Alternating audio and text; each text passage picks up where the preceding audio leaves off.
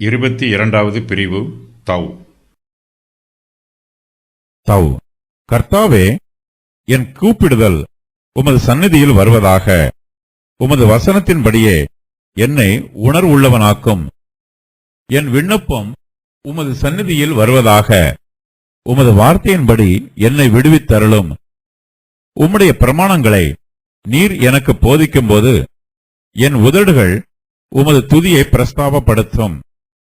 உமது கற்பனைகளெல்லாம் நீதியுள்ளவைகள். ஆதலால் என் நாவு உம்முடைய வசனத்தை விவரித்துச் சொல்லும். நான் உம்முடைய கட்டளைகளை தெரிந்து கொண்டபடியால் உமது கரம் எனக்கு துணையாயிருப்பதாக.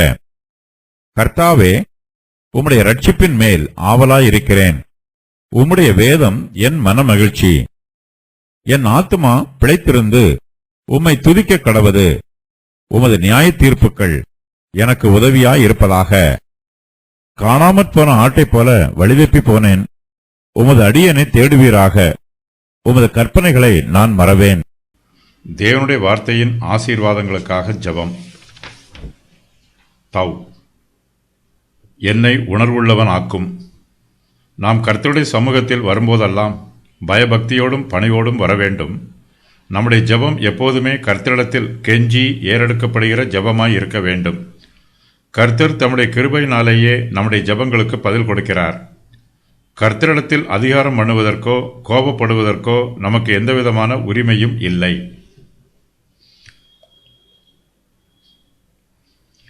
தன்னுடைய கூப்பிடுதல்களும் தன்னுடைய விண்ணப்பங்களும் கர்த்தருடைய சமூகத்திற்கு முன்பாக வர வேண்டும் என்று தாவீது விரும்புகிறார். கர்த்தாவே, என் கூப்பிடுதல் உமது சந்நிதியில் வருவதாக என்றும் என் விண்ணப்பம் உமது சந்நிதியில் வருவதாக என்றும் தாவீது கர்த்தருடைய சமூகத்தில் பயபக்தியோடும் பணிவோடும் விண்ணப்பம் பண்ணுகிறார்.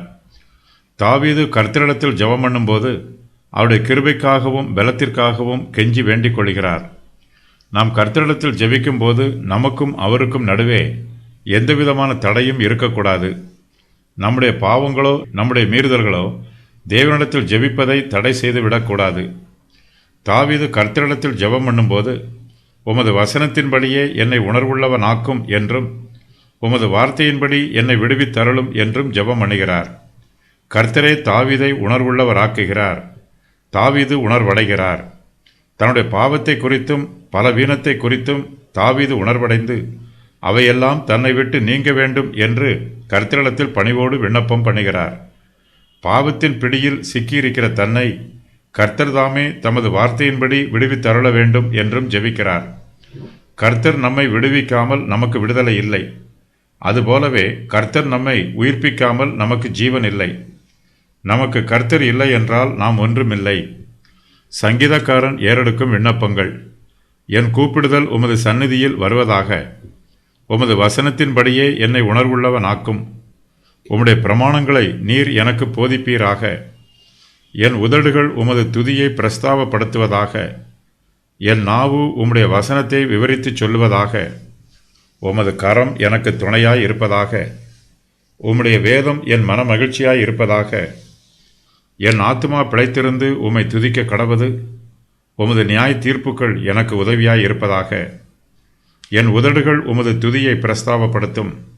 உம்முடைய பிரமாணங்களை நீர் எனக்கு போதிக்கும் போது என் உதடுகள் உமது துதியை பிரஸ்தாபப்படுத்தும். தாவீது தேவனிடத்தில் இருந்து மிகப்பெரிய சிலாக்கியத்தை எதிர்பார்க்கிறார். கர்த்தர் தம்முடைய பிரமாணங்களை தனக்கு போதிக்க வேண்டும் என்பதே தாவீதின் எதிர்பார்ப்பு.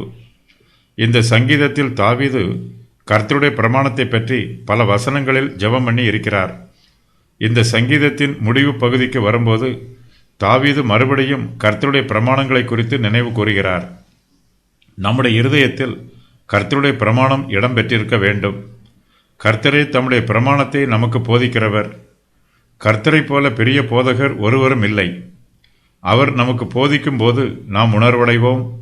கர்த்தருடைய பிரமாணங்களை பெற்றுக்கொள்ளும் போது நாம் அவற்றுக்கு கீழ்ப்படிவோம். கர்த்தர் தம்முடைய பிரமாணங்களை தனக்கு போதிக்கும் போது தாவீது கர்த்தருக்கு நன்றி உள்ளவராக இருக்கிறார். தாவீதின் உதடுகள் கர்த்தருடைய துதியை பிரஸ்தாபப்படுத்துகிறது. தாவீது அநேக காரணங்களுக்காக கர்த்தரை துதிக்கிறார். அந்த காரணங்களில் இதுவும் ஒன்று. கர்த்தர் தாவீதின் போதகர். அவர் தாவீதுக்கு தம்முடைய பிரமாணங்களை போதிக்கிறார். இதன் நிமித்தமாய் தாவீது கர்த்தரை துதிக்கிறார். கர்த்தரை எப்படி துதிக்க வேண்டும் என்பது தாவீதுக்கு தெரிந்திருக்கிறது. இதையும் கர்த்தரே தம்முடைய பிரமாணத்தின்படி அவருக்கு போதித்திருக்கிறார். கர்த்தரை எப்படி துதிக்க வேண்டும் என்று நமக்கு தெரிந்திருந்தால் மாத்திரம் போதாது. கர்த்தரை துதிப்பதற்கு நம்முடைய இருதயம் இடம் கொடுக்க வேண்டும். நம்முடைய இருதயத்தில் கர்த்தரை துதிக்கிற துதி நிரம்பி இருக்க வேண்டும். நம்முடைய ஆத்மாவும் நம்முடைய முழு உள்ளமும் கர்த்தரை துதிக்க வேண்டும். தாவீதால் கர்த்தருக்கு பெரிய காணிக்கைகளை செலுத்த முடியவில்லை. தன்னிடத்தில் பொருளாதார வசதி இல்லை என்றாலும் தாவீது கர்த்தரை துதிப்பதை நிறுத்திவிடவில்லை. தாவீதால் காளைகளையும் ஆட்டுக்கடாக்களையும் கர்த்தருக்கு பலி செலுத்த முடியாமல் போனாலும் அவர் தன்னுடைய உதடுகளின் பலியை கர்த்தருக்கு செலுத்துகிறார். தாவீதின் உதடுகள் கர்த்தருடைய துதியை பிரஸ்தாபப்படுத்துகிறது. என் நாவு உம்முடைய வசனத்தை விவரித்துச் சொல்லும். உமது கற்பனைகள் எல்லாம் நீதி உள்ளவைகள். ஆதலால் என் நாவு உம்முடைய வசனத்தை விவரித்துச் சொல்லும். கர்த்தர் தம்முடைய பிரமாணங்களை நமக்கு போதிக்கும்போது நாம் கர்த்தருடைய பிரமாணங்களில் உணர்வடைகிறோம். அவருடைய பிரமாணங்களை புரிந்து கொள்கிறோம். கர்த்தருடைய கற்பனைகளை எந்த அளவுக்கு நாம் புரிந்து கொள்கிறோமோ அந்த அளவுக்கு அதை மற்றவர்களுக்கும் விவரித்து சொல்ல வேண்டும். கர்த்தருடைய வசனங்களை மற்றவர்களுக்கும் பகிர்ந்து கொடுக்க வேண்டும். மற்றவர்களுக்கு பகிர்ந்து கொடுப்பதினால் நமக்கு ஒரு குறைவும் உண்டாகப் போவதில்லை.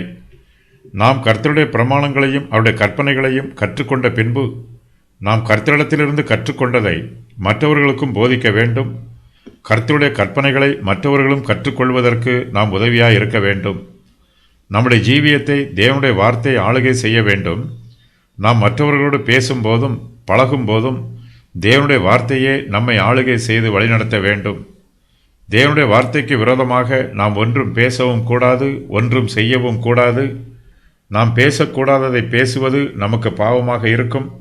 அதே வேளையில் நாம் பேச வேண்டியதை பேசாமல் இருப்பதும் நமக்கு பாவமாகிவிடும். பாவமான வீண் பேச்சுக்களுக்கும் பாவமான அமைதியும் நம்மை விட்டு நீங்க வேண்டும். கர்த்தருடைய கற்பனைகள் எல்லாம் நீதி உள்ளவைகள். தாவீது இதை தன்னுடைய ஜீவியத்தில் அனுபவித்திருக்கிறார். தாவீதின் நாவு கர்த்தருடைய வசனத்தை மற்றவர்களுக்கு விவரித்து சொல்லுகிறது.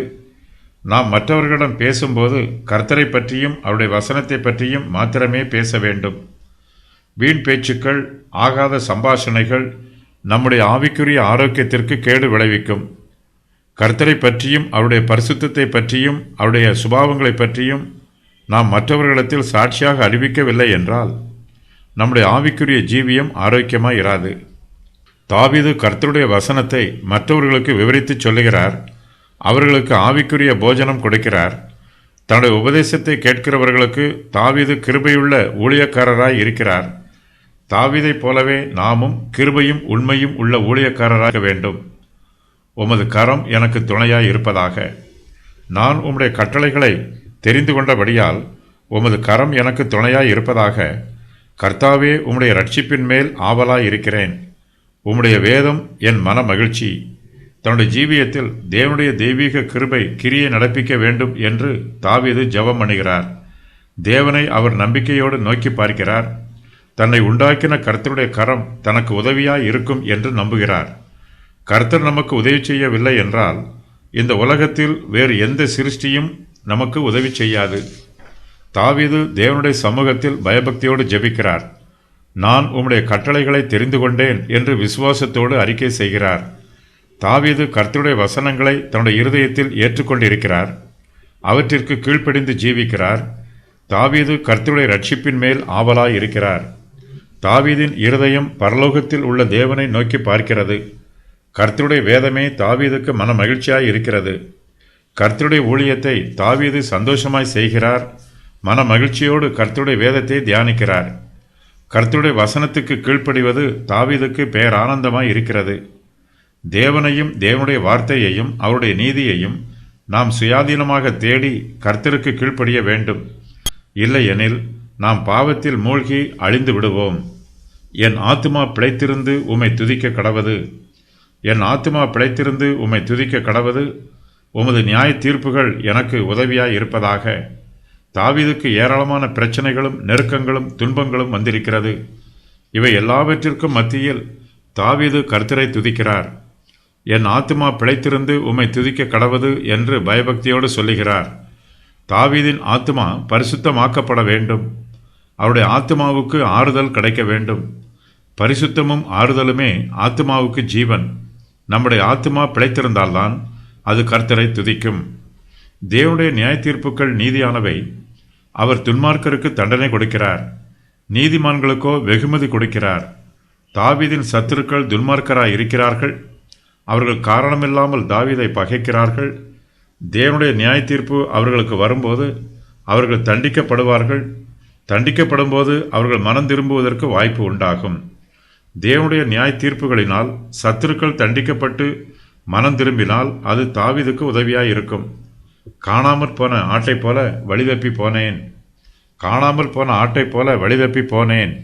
உமது அடியனை தேடுவீராக, உமது கற்பனைகளை நான் மறவேன். உங்களில் ஒரு மனுஷன் 100 ஆடுகளை உடையவனாயிருந்து அவைகளில் ஒன்று காணாமற் போனால் 99 ஆடுகளையும் வனாந்திரத்திலே விட்டு காணாமற் போன ஆட்டை கண்டுபிடிக்கும் அளவும் தேடித் திரியானோ?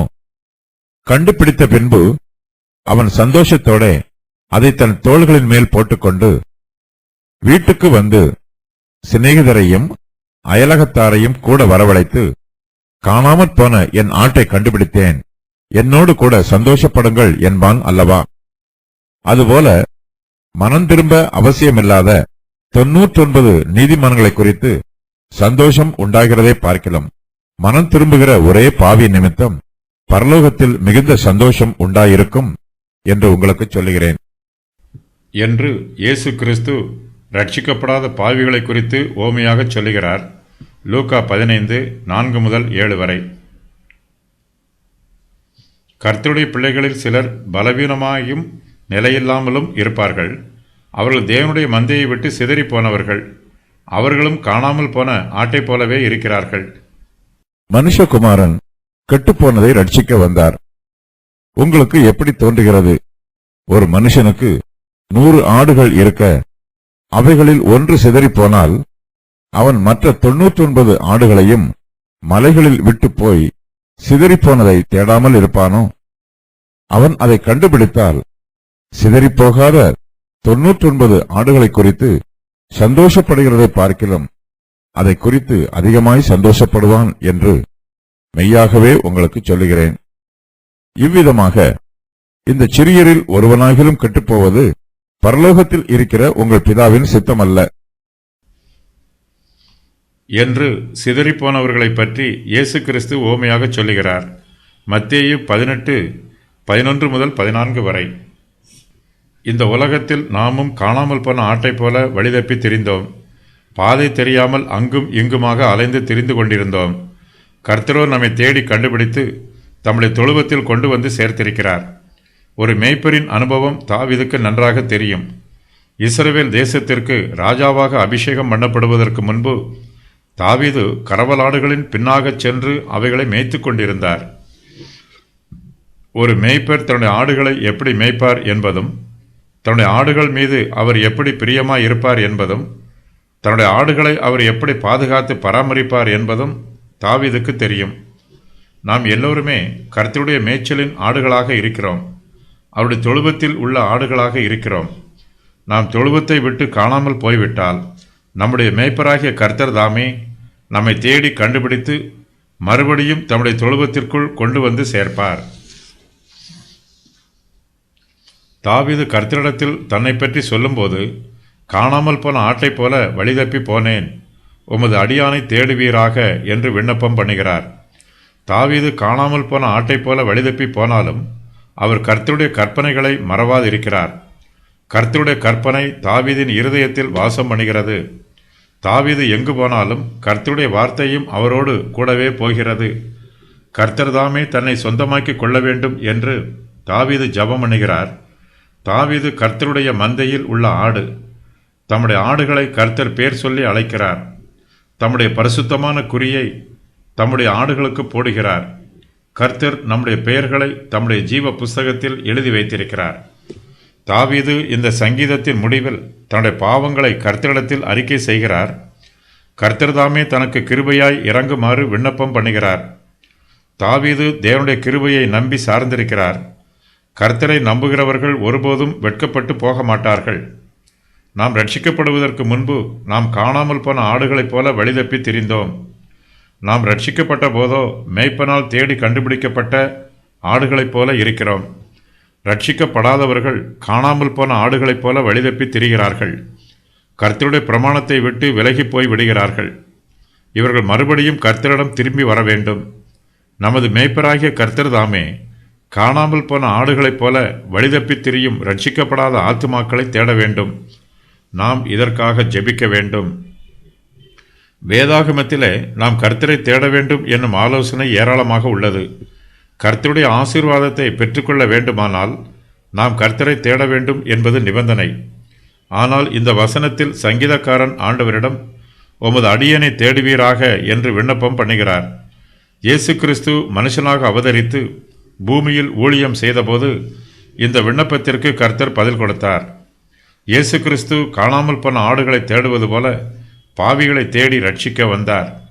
இந்த சங்கீதத்தின் முதல் வசனமும் கடைசி வசனமும் தொடர்புடையது. கர்த்தருடைய வேதத்தின்படி நடக்கிற உத்தம மார்க்கத்தார் பாக்கியவான்கள் என்று இந்த சங்கீதம் துவங்குகிறது. சங்கீதக்காரர் கர்த்தருடைய கற்பனைகளை மறவாமல் அவருடைய வேதத்தின் பிரகாரம் நடப்பதாக உறுதி கூறுகிறார்.